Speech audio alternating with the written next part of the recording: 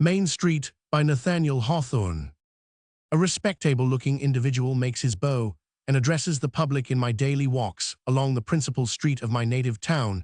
It has often occurred to me that if its growth from infancy upward and the vicissitude of characteristic scenes that have passed along this thoroughfare during the more than 2 centuries of its existence could be presented to the eye in a shifting panorama, it would be an exceedingly effective method of illustrating the march of time. Acting on this idea, I have contrived a certain pictorial exhibition, somewhat in the nature of a puppet show, by means of which I propose to call up the multiform and many-colored past before the spectator, and show him the ghosts of his forefathers amid a succession of historic incidents, with no greater trouble than the turning of a crank. Be pleased, therefore, my indulgent patrons, to walk into the showroom and take your seats. Before yonder mysterious curtain, the little wheels and springs of my machinery have been well oiled. A multitude of puppets are dressed in character, representing all varieties of fashion from the Puritan cloak and jerkin to the latest oak hall coat.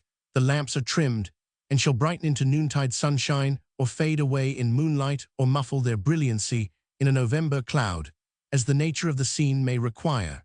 And in short, the exhibition is just ready to commence, unless something should go wrong, as, for instance, the misplacing of a picture, whereby the people and events of one century might be thrust into the middle of another, or the breaking of a wire, which would bring the course of time to a sudden period. Barring, I say, the casualties to which such a complicated piece of mechanism is liable, I flatter myself, ladies and gentlemen, that the performance will elicit your generous approbation. Ting-a-ting-ting goes the bell, the curtain rises, and we behold not, indeed, the main street, but the track of leaf-strewn forestland, over which its dusty pavement is hereafter to extend. You perceive at a glance that this is the ancient and primitive wood, ever youthful and venerably old, verdant with new twigs, yet hoary, as it were, with the snowfall of innumerable years that have accumulated upon its intermingled branches. The white man's axe has never smitten single tree, his footstep has never crumpled a single one of the withered leaves, which all the autumns since the flood have been harvesting beneath. Yet see, along through the vista of impending boughs, there is already a faintly traced path running nearly east and west, as if a prophecy or foreboding of the future street had stolen into the heart of the solemn old wood. Onward goes this hardly perceptible track, now ascending over a natural swell of land, now subsiding gently into a hollow, traversed here by a little streamlet which glitters like a snake through the gleam of sunshine, and quickly hides itself among the underbrush in its quest for the neighboring cove, and impeded there by the massy corpse of a giant of the forest which had lived out its incalculable term of life, and been overthrown by mere old age, and lies buried in the new vegetation that is born of its decay. What footsteps can have worn this half-seen path? Hark! Do we not hear them now rustling softly over the leaves? We discern an Indian woman, a majestic and queenly woman, or else her spectral image does not represent her truly, for this is the great squaw sachem, whose rule, with that of her sons, extends from Mystic to Agawam. That red chief who stalks by her side is Wapakowit, her second husband, the priest and magician, whose incantations shall hereafter affright the pale-faced settlers with grisly phantoms dancing and shrieking in the woods at midnight. But greater would be the affright of the Indian necromancer if, mirrored in the pool of water at his feet, he could catch a prophetic glimpse of the noonday marvels which the white man is destined to achieve. If he could see, as in a dream, the stone front of the stately hall which will cast its shadow over this very spot, if he could be aware that the future edifice will contain a noble museum, where among countless curiosities of earth and sea a few Indian arrowheads shall be treasured up as memorials of a vanished race. No such forebodings disturb the squaw sachem and Wapakowit. They pass on beneath the tangled shade, holding high talk on matters of state and religion, and imagine doubtless that their own system of affairs will endure forever. Meanwhile, how full of its own proper life is the scene that lies around them. The gray squirrel runs up the trees and rustles among the upper branches. Was not that the leap of a deer, and there is the whir of a partridge? Methinks, too, I catch the cruel and stealthy eye of a wolf, as he draws back into yonder impervious density of underbrush. So there, amid the murmur of boughs, go the Indian queen and the Indian priest, while the gloom of the broad wilderness impends over them, and its somber mystery invests them, as with something preternatural and only momentary streaks of quivering sunlight once in a grate, while find their way down and glimmer among the feathers in their dusky hair. Can it be that the thronged street of a city will ever pass into this twilight solitude over those soft heaps of the decaying tree trunks, and through the swampy places green with water moss, and penetrate that hopeless entanglement of great trees, which have been uprooted and tossed together by a whirlwind? It has been a wilderness from the creation, must it not be a wilderness forever? Here an acidulous-looking gentleman in blue glasses, with bows of Berlin steel, who has taken a seat at the extremity of the front row, begins at this early stage of the exhibition to criticize. The whole affair is a manifest catchpenny, observes he scarcely under his breath. The trees look more like weeds in a garden than a primitive forest. The squaw sachem and wapakowit are stiff in their pasteboard joints, and the squirrels, the deer, and the wolf move with all the grace of a child's wooden monkey sliding up and down a stick. "I am obliged to you, sir, for the candor of your remarks," replies the showman with a bow. "Perhaps they are just human art has its limits, and we must now and then ask a little aid from the spectator's imagination." "You will get no such aid from mine," responds the critic. "I make it a point to see things precisely as they are, but come, go ahead, the stage is waiting." The showman proceeds. "Casting our eyes again over the scene, we perceive that strangers have found their way into the solitary place in more than one spot among the trees. An upheaved axe is glittering in the sunshine. Roger Canant, the first settler in Naumkeag, has built his dwelling months ago on the border of the forest path, and at this moment he comes eastward through the vista of woods, with his gun over his shoulder, bringing home the choice portions of a deer, his stalwart figure clad in a leathern jerkin and breeches of the same, strides sturdily onward, with such an air of physical force and energy that we might almost expect the very trees to stand aside and give him room to pass, and so indeed they must, for humble as is his name in history, Roger Canant still is of that class of men who do not merely find, but make their place in the system of human affairs, a man of thoughtful strength. He has planted the germ of a city. There stands his habitation, showing in its rough architecture some features of the Indian wigwam, and some of the log cabin, and somewhat, too, of the straw-thatched cottage in Old England, where this good yeoman had his birth and breeding. The dwelling is surrounded by a cleared space of a few acres, where Indian corn grows thrivingly among the stumps of the trees, while the dark forest hems it in, and seems to gaze silently and solemnly, as if wondering at the breadth of sunshine which the white man spreads around him. An Indian, half hidden in the dusky shade, is gazing and wondering too. Within the door of the cottage, you discern the wife with her ruddy English cheek. She is singing doubtless a psalm tune at her household work, or perhaps she sighs at the remembrance of the cheerful gossip and all the merry social life of her native village beyond the vast and melancholy sea. Yet the next moment she laughs with sympathetic glee at the sports of her little tribe of children, and soon turns round with the home look in her face as her husband's foot is heard approaching the rough-hewn threshold.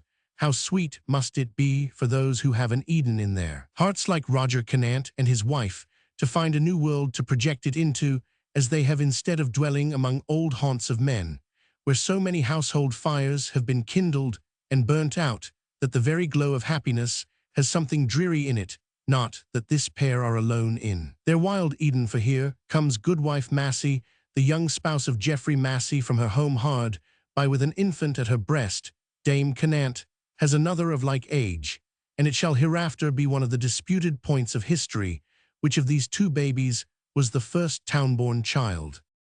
But see, Roger Canant has other neighbors within view. Peter Palfrey likewise has built himself a house, and so has Balch and Norman and Woodbury, their dwellings. Indeed, such is the ingenious contrivance of this piece of pictorial mechanism seem to have arisen at various points of the scene. Even while we have been looking at it, the forest track, trodden more and more by the hobnailed shoes of these sturdy and ponderous Englishmen, has now a distinctness which it never could have acquired from the light tread of 100 times as many Indian moccasins. It will be a street anon. As we observe it now, it goes onward from one clearing to another, here plunging into a shadowy strip of woods, there open to the sunshine, but everywhere showing a decided line along which human interests have begun to hold their career over yonder swampy spot too. Trees have been felled and laid side by side to make a causeway in another place.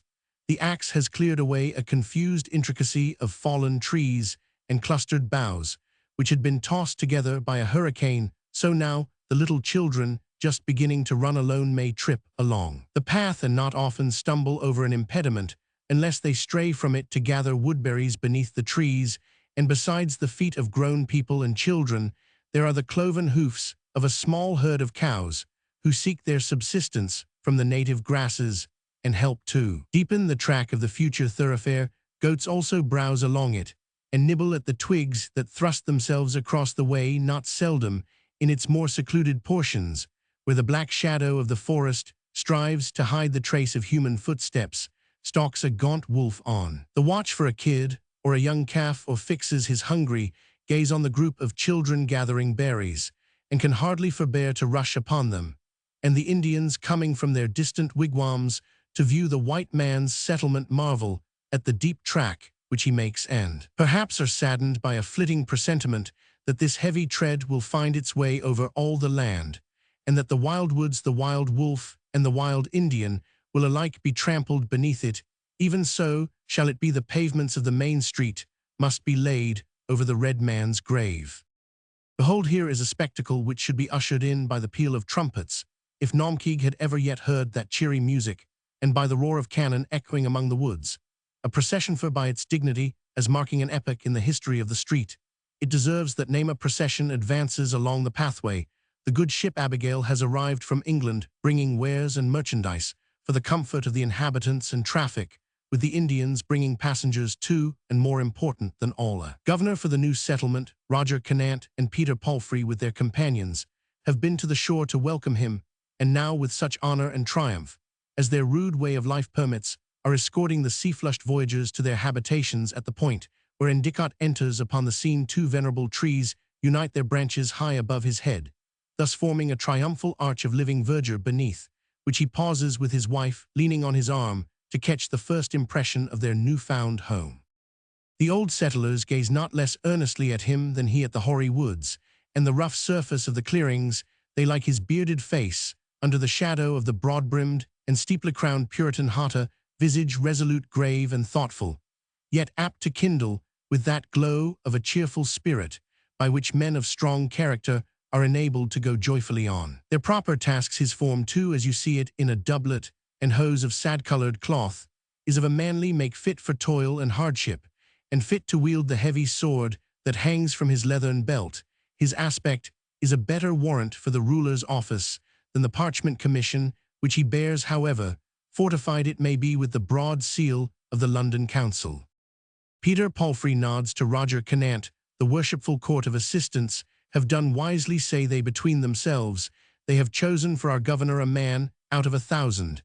Then they toss up their hats, and all the uncouth figures of their company, most of whom are clad in skins, inasmuch as their old kersey and linsey-woolsey garments have been torn and tattered by many a long month's worthy. All toss up their hats and salute their new governor and captain with a hearty English shout of welcome.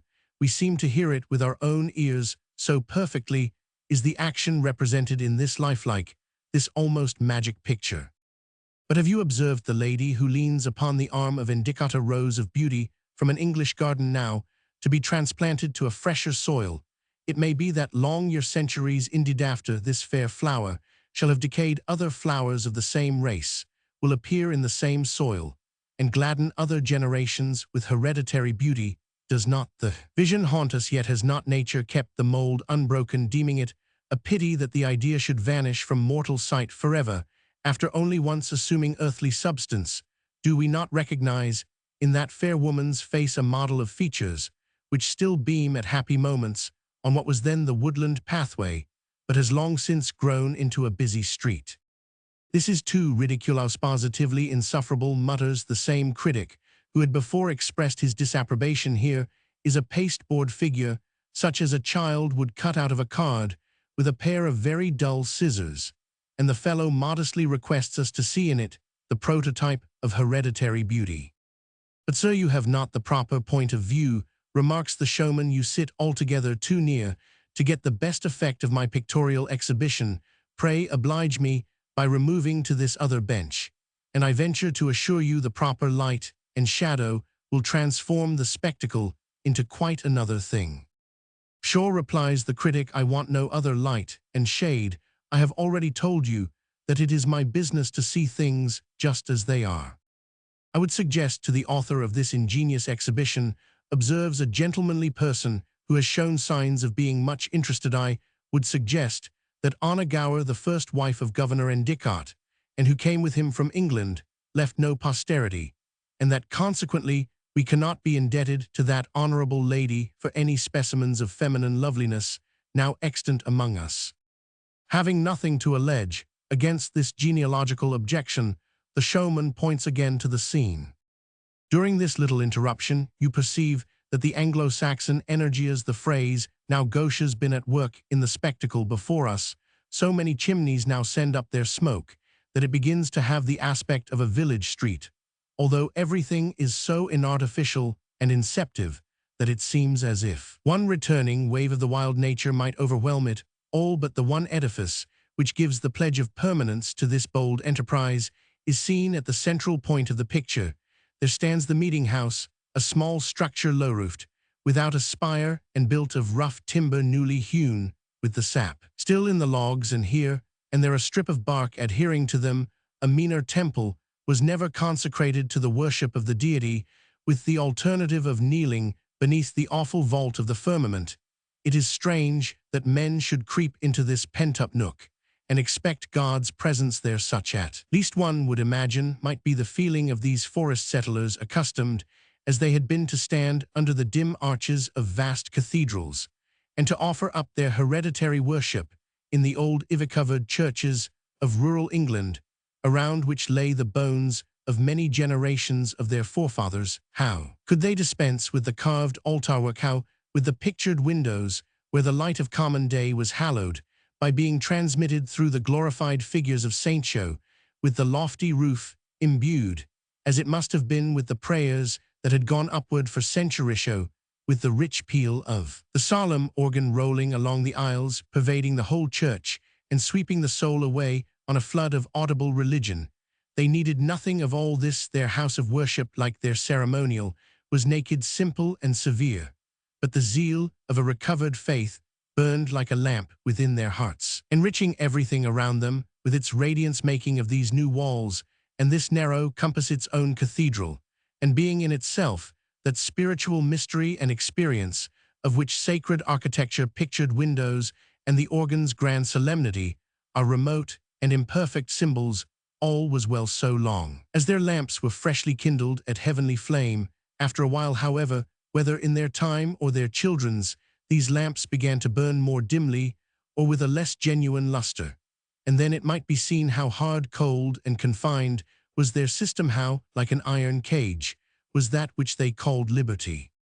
Too much of this. Look again at the picture, and observe how the aforesaid Anglo-Saxon energy is now trampling along the street, and raising a positive cloud of dust beneath its sturdy footsteps, for there the carpenters are building a new house, the frame of which was hewn and fitted in England of English oak, and sent hither on shipboard, and here a blacksmith makes huge slang and clatter on his anvil, shaping out tools and weapons, and yonder a wheelwright, who boasts himself a London workman regularly bred to his handicraft, is fashioning a set of wagon wheels, the track of which shall soon be visible. The wild forest is shrinking back, the street has lost the aromatic odor of the pine trees, and of the sweet fern that grew beneath them, the tender and modest wildflowers, those gentle children of savage nature that grew pale beneath the ever-brooding shade, have shrank away and disappeared like stars that vanish in the breadth. Light gardens are fenced in and display pumpkins and rows of cabbages and beans, and though the governor and the minister both view them with a disapproving eye, plants of broad-leaved tobacco,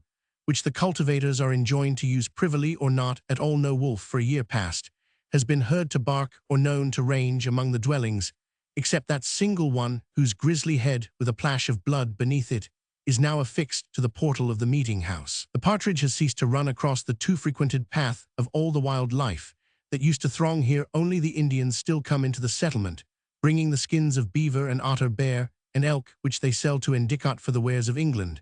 And there is little John Massey, the son of Geoffrey Massey and firstborn of Naumkeag, playing beside his father's threshold a child of 6 or 7 years old, which is the better-grown infant town or the boy. The red men have become aware that the street is no longer free to them save by the sufferance and permission of the settlers, often to impress them with an awe of English power. There is a muster and training of the town forces, and a stately march of the mail-clad band like this, which we now see advancing up the street. There they come, 50 of them or more, all with their iron breastplates, steel caps well burnished and glimmering bravely against the sun, their ponderous muskets on their shoulders, their bandoliers about their waists, their lighted matches in their hands, and the drum and fife playing cheerily before them. See, do they not step like martial men? Do they not maneuver like soldiers who have seen stricken fields? And well they may, for this band is composed of precisely such materials as those with which Cromwell is preparing to beat down the strength of a kingdom, and his famous regiment of Ironsides might be recruited from just such men. In everything at this period, New England was the essential spirit and flower of that which was about to become uppermost in the mother country. Many a bold and wise man lost the fame which would have accrued to him in English history by crossing the Atlantic with our forefathers. Many a valiant captain who might have been foremost at Marston Moor or Naseby exhausted his martial ardor in the command of a log-built fortress, like that which you observe on the gently rising ground at the right of the pathway, its banner fluttering in the breeze, and the culverins and sakers showing their deadly muzzles over the rampart. A multitude of people were now thronging to New England, some because the ancient and ponderous framework of church and state threatened to crumble down upon their heads, others because they despaired of such a downfall. Among those who came to Naumkeag were men of history and legend whose feet leave a track of brightness along any pathway which they have trodden. You shall behold their lifelike image, their specters, if you choose so to call them, passing, encountering with a familiar nod, stopping to converse together, praying, bearing weapons, laboring, or resting from their labors in the main street. Here now comes Hugh Peters, an earnest, restless man, walking swiftly, as being impelled by that fiery activity of nature, which shall hereafter thrust him into the conflict of dangerous affairs, make him the chaplain and counselor of Cromwell, and finally bring him to a bloody end. He pauses by the meeting-house to exchange a greeting with Roger Williams, whose face indicates, methinks, a gentler spirit, kinder and more expansive than that of Peters, yet not less active for what he discerns to be the will of God or the welfare of mankind. And look, here is a guest for Endicott, coming forth out of the forest through which he has been journeying from Boston, and which with its rude branches has caught hold of his attire, and has wet his feet with its swamps and streams. Still, there is something in his mild and venerable, though not aged presence, a propriety, an equilibrium in Governor Winthrop's nature that causes the disarray of his costume to be unnoticed, and gives us the same impression as if he were clad in such rave and rich attire as we may suppose him to have worn in the council chamber. The colony is not this characteristic wonderfully perceptible in our spectral representative of his person, but what dignitary is this crossing from the other side to greet the governor, a stately personage in a dark velvet cloak, with a hoary beard and a gold chain across his breast? He has the authoritative port of one who has filled the highest civic station in the first of cities of all men in the world. We should least expect to meet the Lord Mayor of Londona's. Sir Richard Saltonstall has been once an Aginin, a forest-bordered settlement of the western wilderness.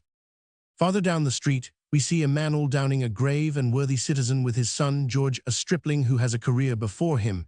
His shrewd and quick capacity and pliant conscience shall not only exalt him high, but secure him from a downfall. Here is another figure on whose characteristic make and expressive action I will stake the credit of my pictorial puppet show.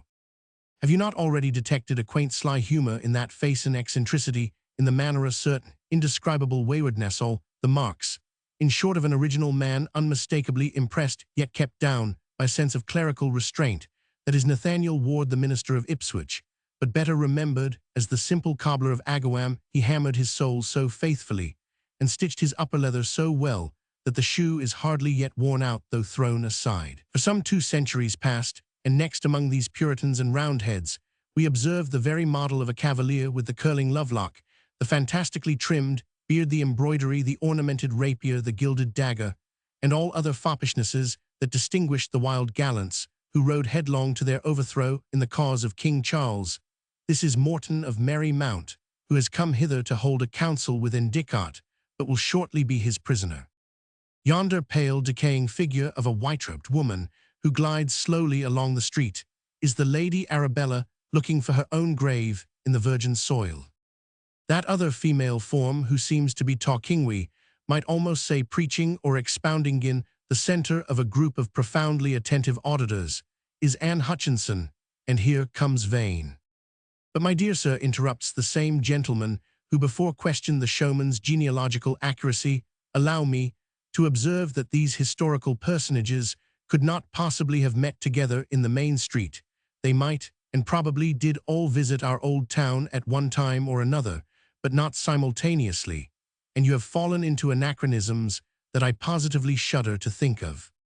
The fellow, adds the scarcely civil critic, has learned a bedroll of historic names, whom he lugs into his pictorial puppet show, as he calls it, helter-skelter, without caring whether they were contemporaries or not, and sets them all by the ears together. But was there ever such a fund of impudence? To hear his running commentary, you would suppose that these miserable slips of painted pasteboard, with hardly the remotest outlines of the human figure, had all the character and expression of Michelangelo's pictures. Well, go on, sir. So you break the illusion of the scene mildly, remonstrates the showman. Illusion, what illusion, rejoins the critic, with a contemptuous snort on the word of a gentleman. I see nothing elusive in the wretchedly bedaubed sheet of canvas that forms your background, or in these pasteboard slips that hitch and jerk along the front. The only illusion, permit me to say, is in the puppet showman's tongue, and that but a wretched one into the bargain. We public men, replies the showman meekly, must lay our account sometimes to meet an uncandid severity of criticism, but merely for your own pleasure, sir, let me entreat you to take another point of view. Sit farther back by that young lady in whose face I have watched the reflection of every changing scene. Only oblige me by sitting there, and take my word for it, the slips of pasteboard shall assume spiritual life, and the bedaubed canvas become an airy and changeable reflex of what it purports to represent. I know better, retorts the critic, settling himself in his seat with sullen but self-complacent immovableness, and as for my own pleasure, I shall best consult it by remaining precisely where I am. The showman bows and waves his hand, and at the signal, as if time and vicissitude had been awaiting his permission to move onward, the mimic street becomes alive again. Years have rolled over our scene and converted the forest track into a dusty thoroughfare, which, being intersected with lanes and crosspaths, may fairly be designated as the main street on the ground sites of many of the log-built sheds into which the first settlers crept for shelter. Houses of quaint architecture have now risen. These later edifices are built, as you see, in one generally accordant style, though with such subordinate variety as keeps the beholder's curiosity excited and causes each structure, like its owner's character, to produce its own peculiar impression. Most of them have a huge chimney in the center with flues so vast that it must have been easy for the witches to fly out of them, as they were wont to do when bound on an aerial visit to the Black Man in the forest. Around this great chimney, the wooden house clusters itself in a whole community of gable ends, each ascending into its own separate peak, the second story with its lattice windows projecting over the first, and the door, which is perhaps arched, provided on the outside with an iron hammer wherewith the visitor's hand may give a thundering rat-a-tat. The timber framework of these houses, as compared with those of recent date, is like the skeleton of an old giant beside the frail bones of a modern man of fashion. Many of them, by the vast strength and soundness of their oaken substance, have been preserved through length of time which would have tried the stability of brick and stone, so that in all the progressive decay and continual reconstruction of the street, down to our own days, we shall still behold these old edifices occupying their long-accustomed sites. For instance, on the upper corner of that green lane, which shall hereafter be North Street, we see the Curwen House, newly built, with the carpenters still at work on the roof, nailing down the last sheaf of shingles on the lower corner, stands another dwelling destined, at some period of its existence, to be the abode of an unsuccessful alchemist which shall likewise survive to our own generation, and perhaps long outlive it. Thus, through the medium of these patriarchal edifices, we have now established a sort of kindred and hereditary acquaintance with the main street. Great as is the transformation produced by a short term of years, each single day creeps through the Puritan settlement sluggishly enough. It shall pass before your eyes, condensed into the space of a few moments. The grey light of early morning is slowly diffusing itself over the scene, and the bellman whose office it is to cry the hour at the street corners rings the last peal upon his handbell and goes wearily homewards, with the owls, the bats, and other creatures of the night lattices are thrust back on their hinges, as if the town were opening its eyes. In the summer morning forth stumbles the still drowsy cowherd with his horn, putting which to his lips. It emits a bellowing bray impossible to be represented in the picture, but which reaches the pricked-up ears of every cow in the settlement, and tells her that the dewy pasture hour is come. House after house awakes, and sends the smoke up, curling from its chimney like frosty breath from living nostrils, and as those white wreaths of smoke, though impregnated with earthy admixtures, climb skyward, so, from each dwelling, does the morning worship its spiritual essence, bearing up its human imperfection, find its way to the Heavenly Father's throne. The breakfaster being past, the inhabitants do not as usual go to their fields or workshops, but remain within doors, or perhaps walk the street with a grave sobriety, yet a disengaged and unburdened aspect that belongs neither to a holiday nor a Sabbath. And indeed this passing day is neither, nor is it a common weekday. Although partaking of all the three, it is the Thursday lecture and institution, which New England has long ago relinquished, and almost forgotten, yet which it would have been better to retain, as bearing relations to both the spiritual and ordinary life, and bringing each acquainted with the other. The tokens of its observance, however, which here meet our eyes, are of rather a questionable cast. It is in one sense a day of public shame, the day on which transgressors, who have made themselves liable to the minor severities of the Puritan law, receive their reward of ignominy. At this very moment this constable has bound an idle fellow to the whipping post, and is giving him his deserts with a cat-nine tails. Ever since sunrise, Daniel Fairfield has been standing on the steps of the meeting-house, with a halter about his neck, which he is condemned to wear visibly throughout his lifetime. Dorothy Talby is chained to a post at the corner of Prison Lane, with the hot sun blazing on her matronly face, and all for no other offense than lifting her hand against her husband, while through the bars of that great wooden cage in the center of the scene we discern either a human being or a wild beast, or both, in one whom this public infamy causes to roar and gnash his teeth, and shake the strong oaken bars, as if he would break forth and tear in pieces the little children who have been peeping at him. Such are the profitable sights that serve the good people to while away the earlier part of lecture day. Betimes in the forenoon, a traveller, the first traveller that has come hitherward this morning, rides slowly into the street on his patient steed. He seems a clergyman, and as he draws near, we recognize the minister of Lynn, who was pre-engaged to lecture here, and has been revolving his discourse as he rode through the hoary wilderness. Behold now the whole town thronging into the meeting-house, mostly with such somber visages that the sunshine becomes little better than a shadow when it falls upon them. There go the 13 men, grim rulers of a grim community. There goes John Massey, the first town-born child, now a youth of 20, whose eye wanders with peculiar interest towards that buxom damsel who comes up the steps at the same instant. There hobbles Goody Foster, a sour and bitter old beldam, looking as if she went to curse and not to pray, and whom many of her neighbors suspect of taking an occasional airing on a broomstick.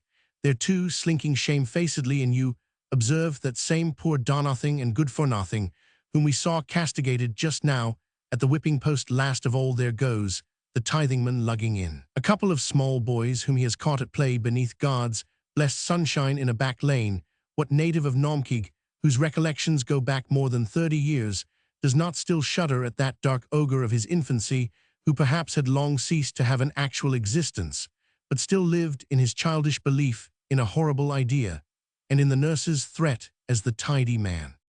It will be hardly worth our while to wait 2, or it may be 3 turnings of the hourglass, For the conclusion of the lecture, therefore, by my control over light and darkness, I caused the dusk, and then the starless night to brood over the street, and summoned forth again the bellman, with his lantern, casting a gleam about his footsteps, to pace wearily from corner to corner, and shout drowsily the hour to drowsy or dreaming ears. Happy are we if for nothing else yet, because we did not live in those days in truth, when the first novelty and stir of spirit had subsided, when the new settlement between the forest border and the sea had become actually a little town. Its daily life must have trudged onward, with hardly anything to diversify and enliven it, while also its rigidity could not fail to cause miserable distortions of the moral nature.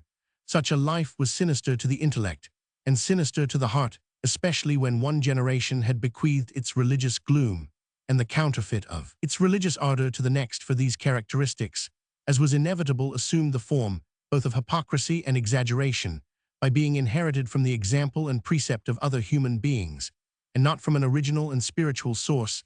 The sons and grandchildren of the first settlers were a race of lower and narrower souls than their progenitors had been. The latter were stern, severe, intolerant, but not superstitious, not even fanatical, and endowed, if any men of that age were, with far-seeing worldly sagacity. But it was impossible for the succeeding race to grow up in heaven's freedom beneath the discipline which their gloomy energy of character had established, nor, it may be, have we even yet thrown off all the unfavorable influences which among many good ones were bequeathed to us by our Puritan forefathers. Let us thank God for having given us such ancestors, and let each successive generation thank him not less fervently for being one step further from them in the march of ages. What is all this, cries the critic, a sermon? If so, it is not in the bill. Very true, replies the showman, and I ask pardon of the audience. Look now at the street, and observe a strange people entering it. Their garments are torn and disordered, their faces haggard, their figures emaciated, for they have made their way hither through pathless deserts, suffering hunger and hardship, with no other shelter thin a hollow tree, the lair of a wild beast, or an Indian wigwam. Nor in the most inhospitable and dangerous of such lodging places was there half the peril that awaits them in this thoroughfare of Christian men, with those secure dwellings and warm hearths on either side of it, and yonder meeting-house as the central object of the scene. These wanderers have received from heaven a gift that in all epochs of the world has brought with it the penalties of mortal suffering and persecution, scorn, enmity, and death itself, a gift that, thus terrible to its possessors, has ever been most hateful to all other men, since its very existence seems to threaten the overthrow of whatever else. The toilsome ages have built up the gift of a new idea. You can discern it in them, illuminating their face, their whole persons. Indeed, however earthly and cloddish, with a light that inevitably shines through and makes the startled community aware that these men are not, as they themselves, are not brethren, nor neighbors of their thought. Forthwith it is as if an earthquake rumbled through the town, making its vibrations felt at every hearthstone, and especially causing the spire of the meeting-house to totter. The Quakers have come, we are in peril. See, they trample upon our wise and well-established laws. In the person of our chief magistrate for governor, indictment, is passing now an aged man, and dignified with long habits of authority, and not one of the irreverent vagabonds has moved his hat. Did you note the ominous frown of the white-bearded Puritan governor as he turned himself about, and in his anger half uplifted the staff that has become a needful support to his old age? Here comes old Mr. Norris, our venerable minister. Will they doff their hats and pay reverence to him? No, their hats stick fast to their ungracious heads, as if they grew there, and impious varlets that they are, and worse than the heathen Indians. Our reverend pastor, with a peculiar scorn, distrust, unbelief, and utter denial of his sanctified pretensions, of which he himself immediately becomes conscious, the more bitterly conscious, as he never knew nor dreamed of the like before. But look yonder, can we believe our eyes? A Quaker woman clad in sackcloth, and with ashes on her head, has mounted the steps of the meeting-house. She addresses the people in a wild, shrill voice, wild and shrill, it must be to suit such a figure, which makes them tremble and turn pale. Although they crowd open-mouthed to hear her, she is bold against established authority. She denounces the priest and his steeplehouse. Many of her hearers are appalled, some weep, and others listen with a rapt attention, as if a living truth had now for the first time forced its way through the crust of habit, reached their hearts, and awakened them to life. This matter must be looked to, else we have brought our faith across the seas with us in vain. and it had been better that the old forest was still standing here waving its tangled boughs and murmuring to the sky out of its desolate recesses, instead of this goodly street, if such blasphemies be spoken in it. So thought the old Puritans. What was their mode of action may be partly judged from the spectacles which now pass before your eyes. Joshua Buffum is standing in the pillory. Cassandra Southwick is led to prison, and there a woman it is, Anne culminate from the waist upward, and bound to the tail of a cart, is dragged through the main street at the pace of a brisk walk, while the constable follows with a whip of knotted cords. A strong-armed fellow is that constable, and each time that he flourishes his lash in the air, you see a frown wrinkling and twisting his brow, and at the same instant a smile upon his lips. He loves his business. Faithful officer that he is, and puts his soul into every stroke, zealous to fulfill the injunction of Major Hawthorne's warrant in the spirit, and to the letter there came down a stroke that has drawn blood. 10 such stripes are to be given in Salem, 10 in Boston, and 10 in Dedham, and with those 30 stripes of blood upon her she is to be driven into the forest.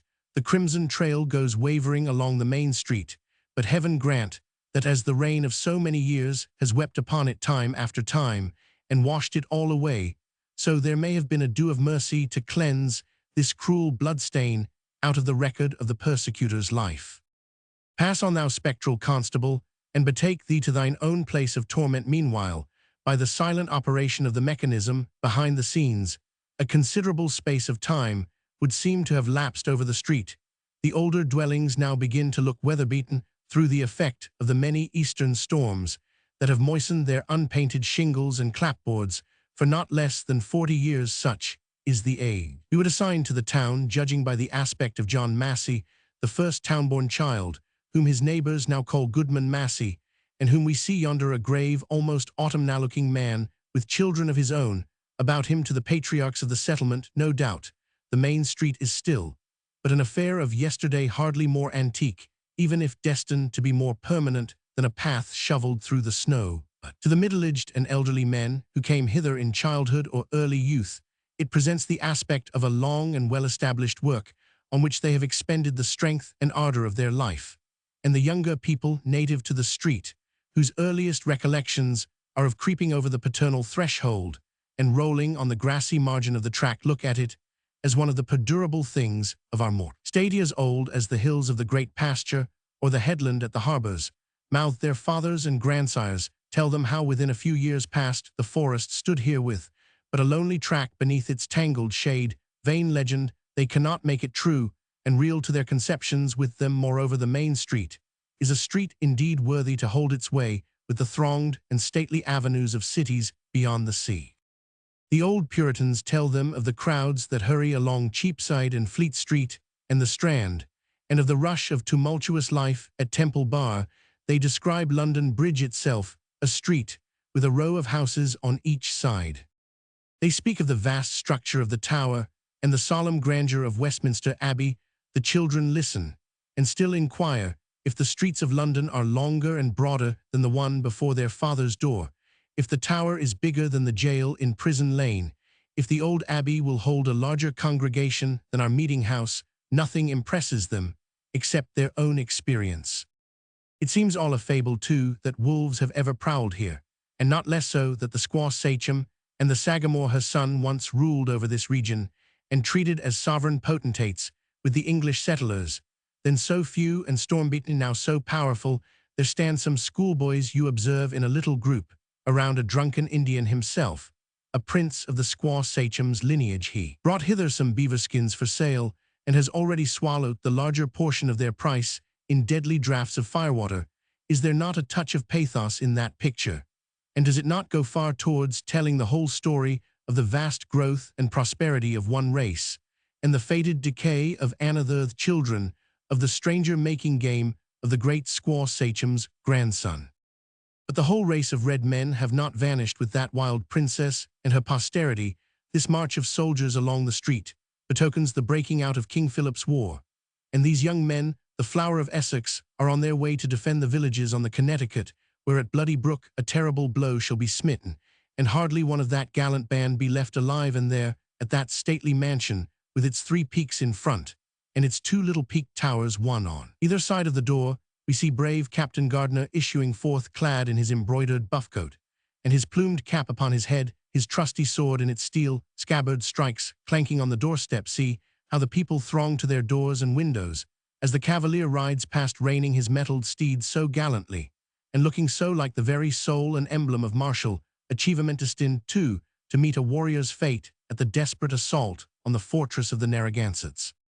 The mettled steed looks like a pig, interrupts the critic, and Captain Gardner himself like the devil, though a very tame one, and on a most diminutive scale. Sir, cries the persecuted showman, losing all patience, for, indeed, he had particularly prided himself on these figures of Captain Gardner, and his horse. I see that there is no hope of pleasing you. Pray, sir, do me the favor to take back your money and withdraw. Not, I answers the unconscionable critic. I am just beginning to get interested in the matter. Come, turn your crank, and grind out a few more of these fooleries. The showman rubs his brow, impulsively whisks the little rod, with which he points out the notabilities of the scene, but finally, with the inevitable acquiescence of all public servants, resumes his composure and goes on. Pass onward, onward, time, build up new houses here, and tear down thy works of yesterday, that have already the rusty moss upon them. Summon forth the minister to the abode of the young maiden, and bid him unite her to the joyful bridegroom. Let the youthful parents carry their firstborn to the meeting house, to receive the baptismal rite. Knock at the door, whence the sable line of the funeral is next to issue. Provide other successive generations of men to trade, talk, quarrel, or walk in friendly intercourse along the street, as their fathers did before them. Do all thy daily and accustomed business, Father Time, in this thoroughfare, which thy footsteps for so many years have now made dusty. But here at last thou leadest along a procession, which once witnessed shall appear no more, and be remembered only as a hideous dream of thine, or a frenzy of thy old brain.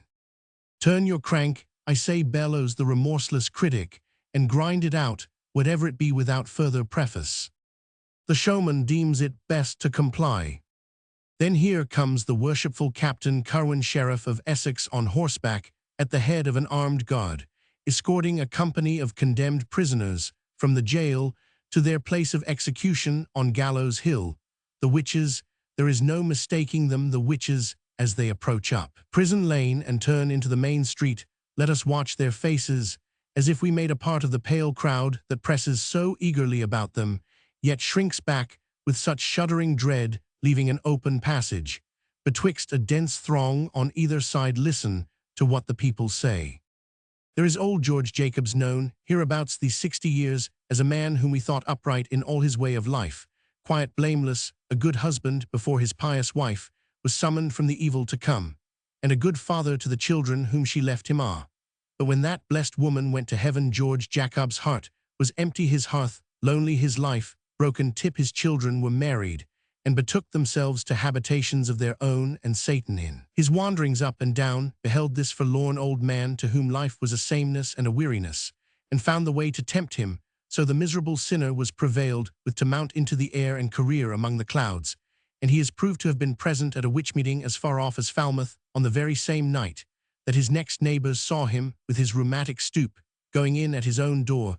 There is John Willard, too, an honest man we thought him, and so shrewd and active in his business, so practical, so intent on everyday affairs, so constant at his little place of trade, where he bartered English goods for Indian corn, and all kinds of country produce. How could such a man find time, or what could put it into his mind, to leave his proper calling, and become a wizard? It is a mystery, unless the black man tempted him with great heaps of gold. See that aged couple, a sad sight truly, John Proctor and his wife Elizabeth. If there were two old people in all the county of Essex who seemed to have led a true Christian life, and to be treading hopefully the little remnant of their earthly path, it was this very pair. Yet have we heard it sworn to the satisfaction of the worshipful Chief Justice Sewell, and all the court and jury, that Proctor and his wife have shown their withered faces at children's bedsides, mocking, making mouths, and affrighting the poor little innocents in the night time. They, or their spectral appearances, have stuck pins into the afflicted ones, and thrown them into deadly fainting fits with a touch, or but a look. And while we supposed the old man to be reading the Bible to his old wifeish, meanwhile, knitting in the chimney corner, the pair of hoary reprobates have whisked up the chimney both on one broomstick and flown away to a witch communion far into the depths of the chill dark forest. How foolish! Were it only for fear of rheumatic pains in their old bones, they had better have stayed at home. But away they went, and the laughter of their decayed cackling voices has been heard at midnight aloft in the air now in the sunny noontide. As they go tottering to the gallows, it is the devil's turn to laugh.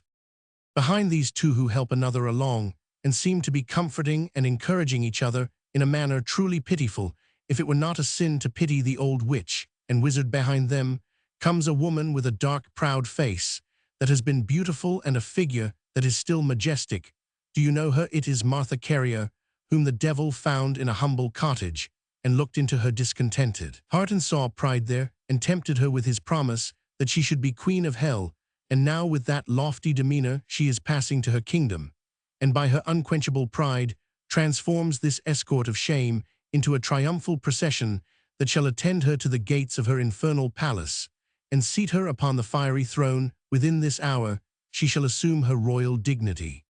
Last of the miserable train comes a man clad in black of small stature, and a dark complexion with a clerical band about his neck. Many a time in the years gone by that face has been uplifted heavenward from the pulpit of the East Meeting House, when the Rev. Mr. Burroughs seemed to worship God. What the holy man learned, wise, how has the devil tempted him? His fellow criminals, for the most part, are obtuse, uncultivated creatures, some of them scarcely half-witted by nature, and others greatly decayed in their intellects through age.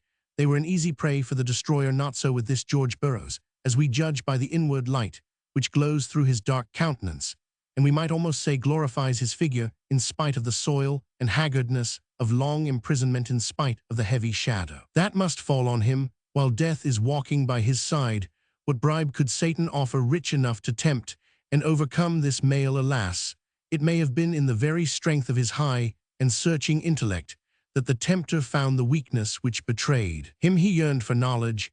He went groping onward into a world of mystery. At first, as the witnesses have sworn, he summoned up the ghosts of his two dead wives and talked with them of matters beyond the grave, and when their responses failed to satisfy the intense and sinful craving of his spirit, he called on Satan, and was heard. Yet oh, look at him who, that had not known the proof, could believe him guilty, who would not say, while we see him offering comfort to the weak and aged partners of his horrible crime, while we hear his ejaculations of prayer that seem to bubble up out of the depths of his heart and fly heavenward unawares, well, we behold a radiance brightening on his features, as from the other world which is but a few steps off. Who would not say that over the dusty track of the main street a Christian saint is now going to a martyr's death?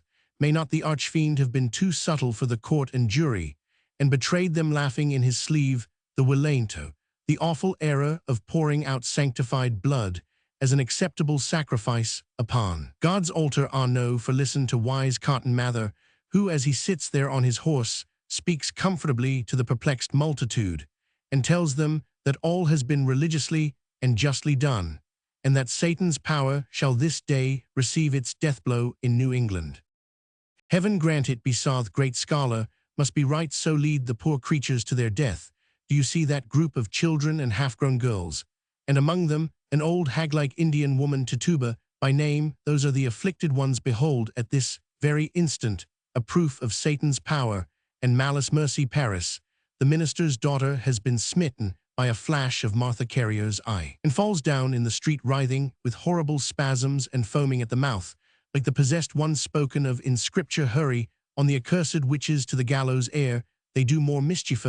They fling out their withered arms and scatter pestilence by handfuls among the crowd. As their parting legacy, they cast a blight over the land, so that henceforth it may bear no fruit, nor blade of grass, and be fit for nothing, but a sepulchre for their unhallowed carcasses. So on they go, and old George Jacobs has stumbled by reason of his infirmity, but Goodman Proctor and his wife lean on one another and walk at a reasonably steady pace. Considering their age, Mr. Burroughs seems to administer counsel to Martha Carrier, whose face and mien, methinks, are milder and humbler than they were among the multitude. Meanwhile, there is horror, fear, and distrust, and friend looks askance at friend, and the husband at his wife, and the wife at him, and even the mother at her little child, as if in every creature that God has made they suspected a witch, or dreaded an accuser. Never, never again, whether in this or any other shape, may universal madness riot in the main street. I perceive in your eyes, my indulgent spectators, the criticism which you are too kind to utter. These scenes, you think, are all too somber. So indeed they are, but the blame must rest on the somber spirit of our forefathers, who wove their web of life with hardly a single thread of rose-color or gold, and not on me, who have a tropic clove of sunshine, and would gladly gild all the world with it, if I knew where to find so much. That you may believe me, I will exhibit one of the only class of scenes, so far as my investigation has taught me, in which our ancestors were wont to steep their tough old hearts in wine and strong drink, and indulge an outbreak of grisly jollity. Here it comes out of the same house, whence we saw brave Captain Gardiner go forth to the wars, what a coffin borne on men's shoulders, and 6 aged gentlemen as pallbearers, and a long train of mourners, with black gloves and black hatbands, and everything black save a white handkerchief in each mourner's hand to wipe away his tears. Withal now, my kind patrons, you are angry with me. You were bidden to Bridaldance, and find yourselves walking in a funeral procession. Even so, but look back through all the social customs of New England in the first century of her existence, and read all her traits of character. And if you find one occasion other than a funeral feast, where jollity was sanctioned by universal practice, I will set fire to my puppet show without another word. These are the obsequies of old Governor Bradstreet, the patriarch and survivor of the first settlers, who, having intermarried with the widow Gardiner, is now resting from his labors at the great age of 94. The white-bearded corpse, which was his spirit's earthly garniture, now lies beneath yonder coffin. Roman 549. Many a cask of ale and cider is on tap, and many a draught of spiced wine and aquavit has been quaffed. Else why should the bearers stagger as they tremulously uphold the coffin, and the aged pallbearers too, as they strive to walk solemnly beside it? And wherefore do the mourners tread on one another's heels? And why, if we may ask without offense, should the nose of the Rev. Mr. Noyes, through which he has just been delivering the funeral discourse, glow like a ruddy coal of fire? Well, well, old friends, pass on with your burden of mortality, and lay it in the tomb with jolly hearts. People should be permitted to enjoy themselves in their own fashion, every man to his taste. But New England must have been a dismal abode for the man of pleasure, when the only boon companion was death. Under cover of a mist that has settled over the scene, a few years flit by and escape our notice. As the atmosphere becomes transparent, we perceive a decrepit grandsire hobbling along the street. Do you recognize him? We saw him first as the baby in Goodwife Massey's arms when the primeval trees were flinging their shadow over Roger Conant's cabin. We have seen him as the boy, the youth, the man, bearing his humble part in all the successive scenes, and forming the index figure whereby to note the age of his coeval town. And here he is, old Goodman Massey, taking his last walk, often pausing, often leaning over his staff, and calling to mind whose dwelling stood at such and such a spot, and whose field or garden occupied the site of those more recent houses. He can render a reason for all the bends and deviations of the thoroughfare, which in its flexible and plastic infancy was made to swerve aside from a straight line in order to visit every settler's door. The main street is still youthful. The coeval man is in his latest age. Soon he will be gone, a patriarch of fourscore, yet shall retain a sort of infantine life in our local history as the first town-born child. Behold here a change wrought in the twinkling of an eye, like an incident in a tale of magic. Even while your observation has been fixed upon the scene, the main street has vanished out of sight. In its stead appears a wintry waste of snow, with the sun just peeping over it, cold and bright, and tinging the white expanse with the faintest and most ethereal rose color. This is the great snow of 1717, famous for the mountain drifts in which it buried the whole country. It would seem as if the street, the growth of which we have noted so attentively, following it from its first phase as an Indian track, until it reached the dignity of sidewalks, were all at once obliterated and resolved into a drearier pathlessness than when the forest covered it. The gigantic swells and billows of the snow have swept over each man's metes and bounds, and annihilated all the visible distinctions of human property, so that now the traces of former times and hitherto accomplished deeds being done away mankind, should be at liberty to enter on new paths and guide themselves by other laws. Then heretofore, if indeed the race be not extinct, and it be worth our while to go on with the march of life over the cold and desolate expanse that lies before us, it may be, however, that matters are not so desperate as they appear, that vast icicle glittering so cheerlessly in the sunshine must be the spire of the meeting-house encrusted with frozen sleet. Those great heaps, too, which we mistook for drifts, are houses buried up to their eaves, and with their peaked roofs rounded by the depth of snow upon them, there now comes a gush of smoke, from what I judge to be the chimney of the ship tavern, and another from the chimneys of other dwellings, where fireside comfort, domestic peace, the sports of children, and the quietude of age are living, yet, in spite of the frozen crust above them. But it is time to change the scene. Its dreary monotony shall not test your fortitude, like one of our actual New England winters, which leaves so large a blank, so melancholy, a death-spatin, lives so brief, that they ought to be all summer-time here. At least, I may claim to be ruler of the seasons. One turn of the crank shall melt away the snow from the main street, and show the trees in their full foliage, the rose bushes in bloom, and a border of green grass along the sidewalk there. But how the scene will not move. A wire is broken, the street continues buried beneath the snow, and the fate of Herculaneum and Pompeii has its parallel in this catastrophe.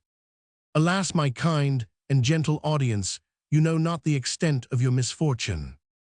The scenes to come were far better than the past. The street itself would have been more worthy of pictorial exhibition, the deeds of its inhabitants not less so, and how would your interest have deepened, as passing out of the cold shadow of antiquity in my long and weary course, I should arrive within the limits of man's memory, and leading you at last into the sunshine of the present, should give a reflex of the very life that is flitting past us. Your own beauty, my fair townswomen, would have beamed upon you out of my scene.